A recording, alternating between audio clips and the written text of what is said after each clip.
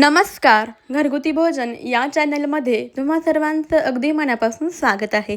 जसं की तुम्ही थंबनेलला पाहिलंच आहे की आज आपण बटाट्यापासून अतिशय भन्नाट अशी रेसिपी बनवणार आहोत.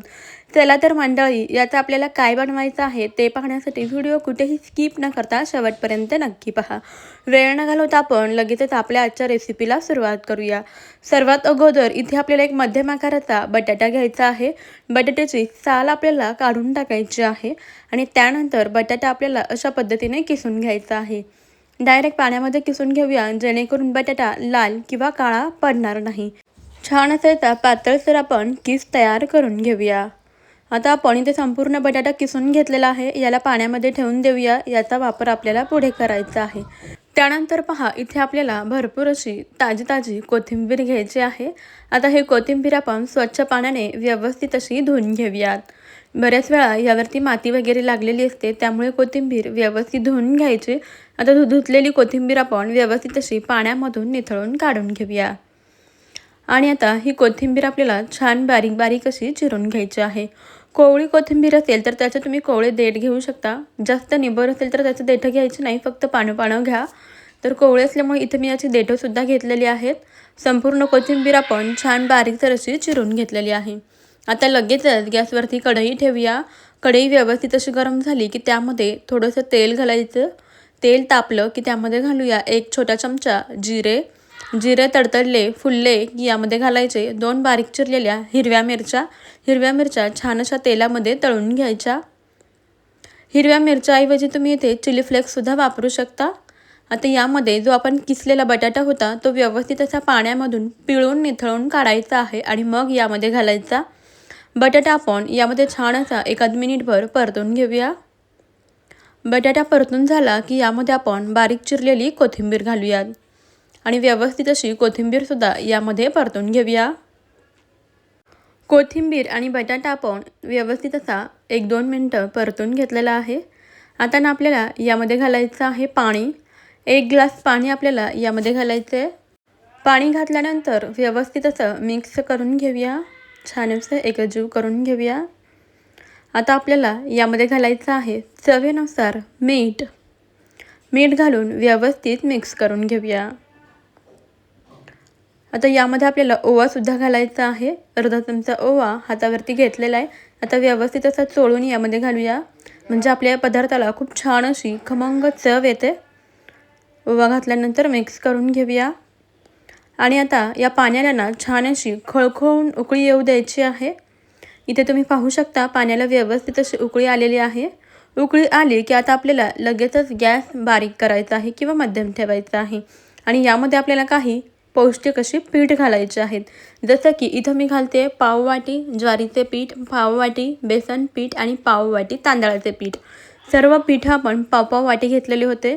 यामध्ये पीठ घालायचे, गॅस बारीक ठेवायचा आहे आणि लगेचच फटाफट असं याला मिक्स करून घ्यायचं आहे.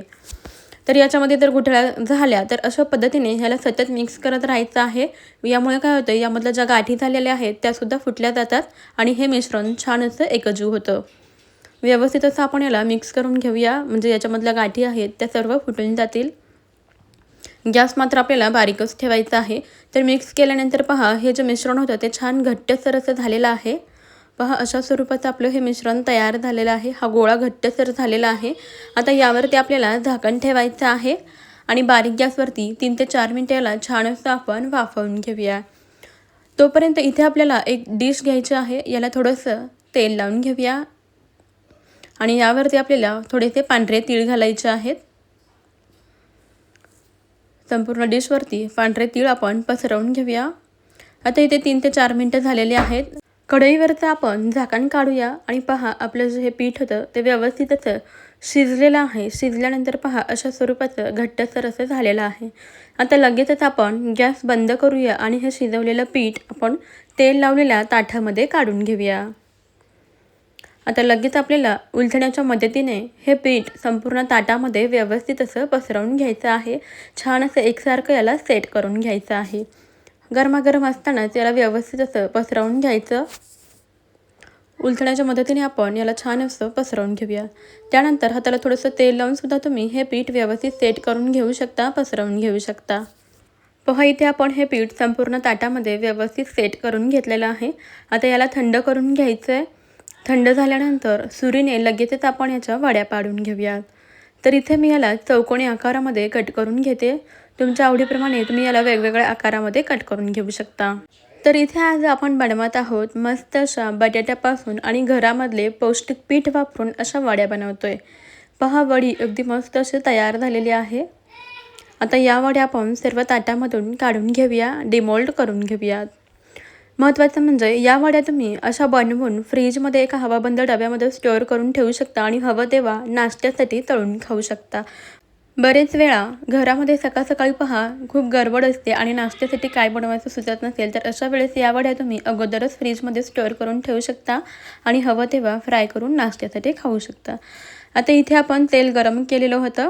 या तेलामध्ये ह्या संपूर्ण वड्या आपण सोडून घेऊया. गॅस मात्र आपल्याला मध्यमच ठेवायचा आहे. मध्यम गॅसवरती आपण या वड्या तळून घेऊया. 2 ते 3 मिनिटानंतर एका बाजूने वड्या छान अशा तळल्या गेल्या की आपण याला पलटी करून घेऊया आणि दुसऱ्या बाजूने सुद्धा छान अशा तळून घेऊया. या वड्या आपल्याला मध्यम गॅसवरती तळून घ्यायच्या आहेत, जेणेकरून अगदी छान कुरकुरीत अशा तयार होतात. याला मस्त सोनेरी रंग येईपर्यंत आपण तळून घेऊया. लहान मुलांना तर या वड्या फारच आवडतात. लहान मुलांचा अतिशय आवडीचा हा पदार्थ आहे. मुलांना बाहेरचं खायला देण्यापेक्षा घरीच असे वेगवेगळे पदार्थ एकदा नक्की बनवून पहा. लहान मुलांना तुम्ही टिफिनसाठी सुद्धा या वड्या देऊ शकता. पहा याला मस्त असा सोनेरी रंग आलेला आहे. आता आपण लगेचच या वड्या तेलामधून काढून घेऊया. बाहेरून पहा काय मस्त अशा या वड्या कुरकुरीत झालेल्या दिसतात. वड्यांना रंगसुद्धा अप्रतिम आलेला आहे. आता याच पद्धतीने आपण उरलेल्या वड्यासुद्धा तळून घेऊयात. तर मंडळी, तुम्हाला एक निवेदन आहे की तुम्ही माझा आजचा हा व्हिडिओ कोणत्या शहरातून किंवा मग कोणत्या गावातून पाहत आहात मला कमेंटमध्ये नक्की कळवा. म्हणजे मलासुद्धा समजेल की आपल्या घरगुती भोजनच्या अस्सल, युनिक आणि भन्नाट अशा रेसिपीज कुठपर्यंत पोहोचतात. आणि व्हिडिओच्या शेवटी मला तुमचे आभारही नक्कीच मानता येतील. पहा इथे आपण दुसऱ्या बॅचमध्ये सुद्धा या वड्या तळून घेऊया. मस्त बाहेरून कुरकुरीत होईपर्यंत आपल्याला या वड्या मध्यम गॅसवरती तळून घ्यायच्या आहेत. याला छान असा सोनेरी रंग आला.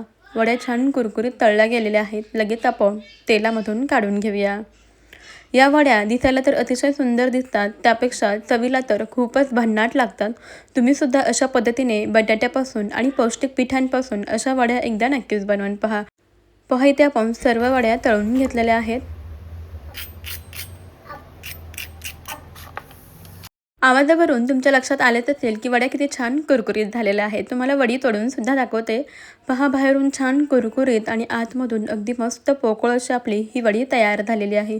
तुम्ही सुद्धा अशा पद्धतीने बटाट्यापासून या वड्या नक्की बनवून पहा. मला खात्री आहे तुम्हाला आपली आजची रेसिपी जरूर आवडली असेल. या वड्या तुम्ही सॉससोबत सर्व करू शकता किंवा अशाच खाल्ल्यानं तरीसुद्धा चवीला खूपच भन्नाट लागतात. तर मंडळी, तुम्हाला ही रेसिपी कशी वाटली मला कमेंटमध्ये जरूर कळवा. आवडली असेल तर एक लाईक नक्की करा आणि आताच आपल्या घरगुती भोजन अस्सल मराठमोळा चॅनलला सबस्क्राईब करा. त्यापुढील बेल आयकॉनही प्रेस करा, म्हणजेच आपल्या येणाऱ्या नवनवीन भन्नाट आणि युनिक अशा रेसिपीचे अपडेट सर्वात अगोदर तुम्हाला मिळतील. चला मग मंडळी, आपण भेटू आपल्या पुढच्या रेसिपीमध्ये. तोपर्यंत खात राहा, मस्त राहा आणि सर्वात महत्त्वाचं म्हणजे हेल्दी राहा. आजचा व्हिडिओ तुम्ही शेवटपर्यंत पाहिलात त्याबद्दल तुमचे खूप खूप धन्यवाद. चला तर मग बाय बाय.